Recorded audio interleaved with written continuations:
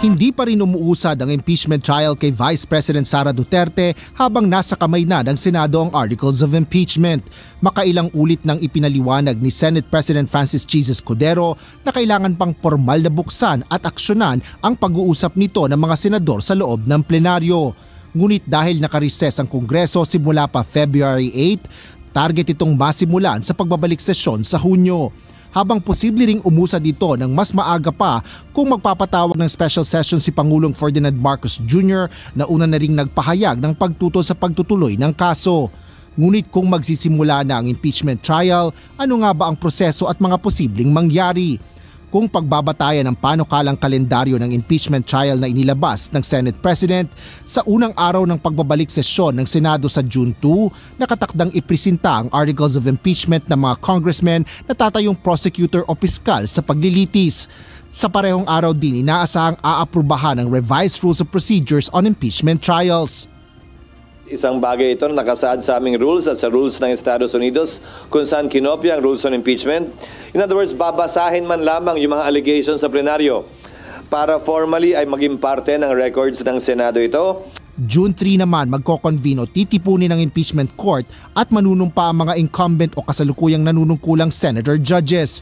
Ngunit kung mapagkakasunduan ng mayorya, maaari na rin itong ipagpaliban at iotorisa na lang ang tagapangulo ng Senado na maglabas ng summons o pagpapatawag sa mga nasasakdal at piskalya.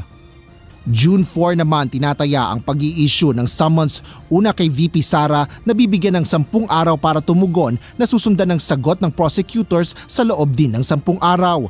Pagkatapos nito, may 5 araw din ang nasasakdal na mag-file ng rejoinder o kontrasalaysay at karagdagang 5 araw para naman sa sagot ng piskal.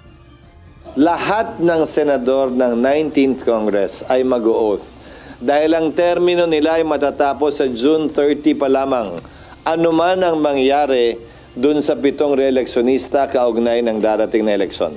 Hindi kayang baguhin nun na ang termino nila ay hanggang June 30, 2025. Ngunit kung tatagal lang ng 10 araw ang sagutan, isusunod na ang pre-trial mula June 24 hanggang July 25 kung saan isasagawa ang iba pang kinakailangan sa impeachment trial. Nakalagay sa Rules of Court, dapat iset ang pre-trial not more than 1 month from the time the last pleading is filed by either party. So tamang-tama lang, by July 28, magre-resume na ang Kongreso. Siyempre, wala tayong magagawa sa unang araw.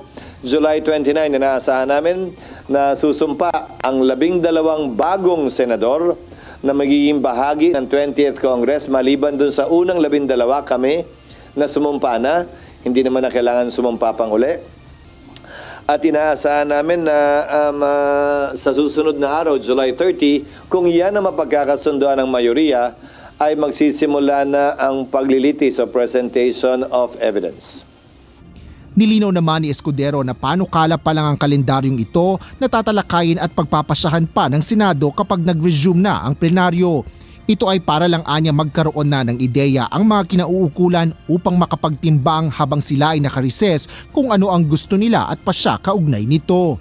Nauna na ring inihayag ng senador na target pagbotohan ng mga impeachment judge ang hatol at matapos ang impeachment trial sa Oktubre. Asher Cadapan Jr., UNTV News and Rescue. Diyos ang aming sandigan, serbisyo publiko ang aming pinahahalagahan.